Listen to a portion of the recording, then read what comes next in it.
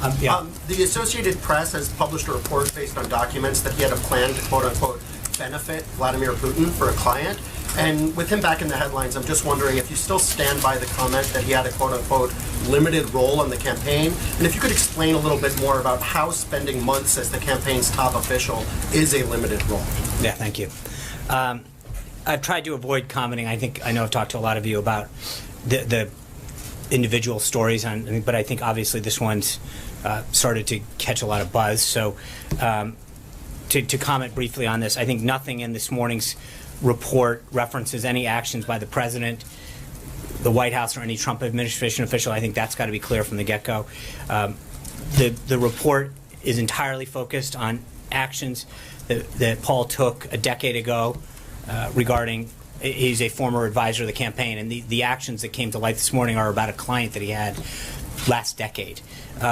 I know I commented on this the other day, and clearly I should have been more precise with respect to Paul's role. So let me clarify this and kind of go through the facts. Paul was hired to oversee the campaign's delegate operation. He had played a significant role in the convention and delegate operations of 4 previous Republican nominees: Bob Dole, former Presidents George H.W. Bush, Ronald Reagan, and Gerald Ford. And to be clear, he got the job done on the delegates.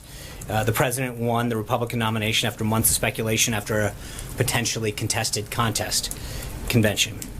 In total, he was involved in the campaign for a total of just under 5 months. He was first hired on March 28th to oversee delegate operations. He was made the chief strategist and campaign chairman on May 19th, and his relationship with the campaign ended on August 19th. The AP story focuses on his activities from the last decade. And to place it in context, Paul represented many foreign clients, according to publicly available data, in the Caribbean, Asia, Africa, and Europe. His representation of foreign clients is public and similar to the work of Tony Podesta, a Clinton campaign fundraiser whose brother John chaired Hillary Clinton's campaign. Last year, not last decade, Tony Podesta lobbied against sanctions for Russia's largest bank. And John Podesta, Clinton's campaign chair, sat on the board of a Russian-based energy company.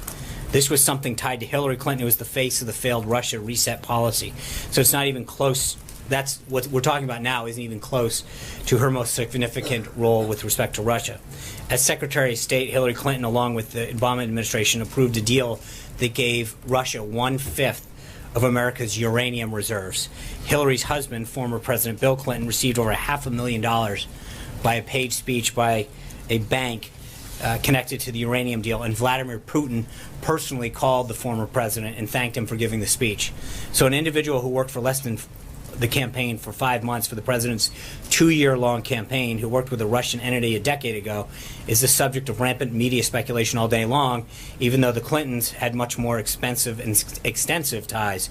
Well, as Secretary of State, Hillary was crafting a policy she said was designed to, quote, strengthen Russia. And to be clear, the president has no personal financial dealings with Russia. His ties are limited to hosting a contest in Russia once and selling a Palm Beach home to a businessman in 2005. That's it. And members of the media trying to conflate Paul's role and activities with Monday's hearing, I have another reminder. Numerous individuals, including former Obama Director of National Intelligence James Clapper and acting CIA Director Mike Morrell, and members of the Intelligence Committee from both parties who have been briefed, have said across the board that they have seen zero evidence of any collusion between the Trump campaign and Russian officials. And that's not going to be changed by a former business dealings of a campaign staffer from a decade ago.